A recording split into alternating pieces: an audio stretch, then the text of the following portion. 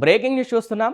Delhi liquor scam కేసులో ప్రధాన నిందితులుగా ఉన్న మాజీ సీఎం అరవింద్ కేజ్రీవాల్, మాజీ డిప్యూటీ సీఎం మనీష్ సిసోడియాలతో పాటు మరో 21 మందిని రైస్ అవెన్యూ కోర్టు నిర్దోషులుగా పేర్కొంటూ తీర్పు చెప్పింది.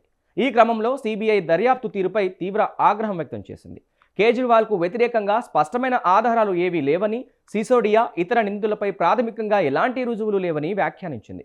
మద్యం పాలసీలో ఎటువంటి విస్తృత కుట్ర లేదా నేరపూరిత ఉద్దేశం లేదని తేల్చి చెప్పింది. సిబిఐ దర్యాప్తులో అనేక లోపాలు ఉన్నాయని, సరైన ఆధారాలే లేవని పేర్కొంది. అంతేకాదు సిబిఐను ఆర్థిక నిరస్యగ్రాసులతో పోల్చింది.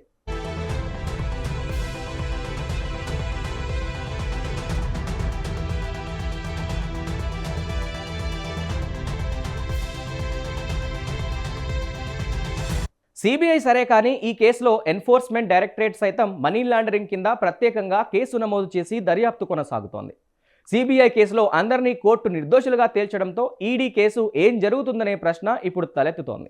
ఈ కేసులో తమ దర్యాప్తు స్వతంత్రంగా సాగుతోందని, వివిధ సంస్థలు, వ్యక్తుల నుంచి సేకరించిన ఆధారాలు, సాక్ష్యాలు తమ వద్ద ఉన్నాయని ఈడీ చెబుతోంది. ఇక ఆగస్టు 2022లో సిబిఐ ఎఫ్ఐఆర్ ఆధారంగా ఈడీ మనీ లాండరింగ్ కేసును నమోదు చేసింది. ఈ కేసులో మార్చి 21, 2024న అప్పటి ఢిల్లీ ముఖ్యమంత్రి కేజ్రీవాల్ను అరెస్ట్ చేసి ఆయనపై ప్రాసిక్యూషన్ దాఖలు చేసింది.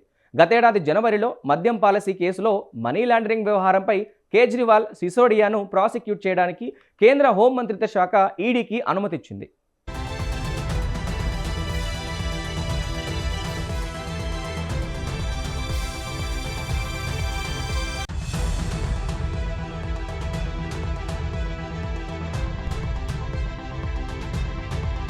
ఇక నవంబర్ 2021లో అప్పటి ఆ ప్రభుత్వం కొత్త ఎక్సైజ్ పాలసీని అమలు చేసింది. ఈ విధానంతో రిటైల్ మద్యం అమ్మకాలలో ప్రైవేట్ వ్యక్తులకు అనుమతి ఇచ్చింది.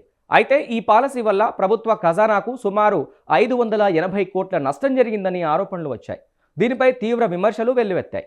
పరిస్థితి ఉద్రిక్తంగా మారడంతో జూలై 2022లో కేజ్రీవాల్ నేతృత్వంలోని ప్రభుత్వం ఆ పాలసీని రద్దు చేసింది.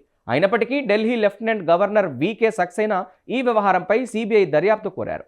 ఆ క్రమంలో ఆగస్టు 17న సిబిఐ మనీ లాండరింగ్ ఆరోపణలపై ఆగస్టు 22న ఈడీ కేసులు నమోదు చేశాయి.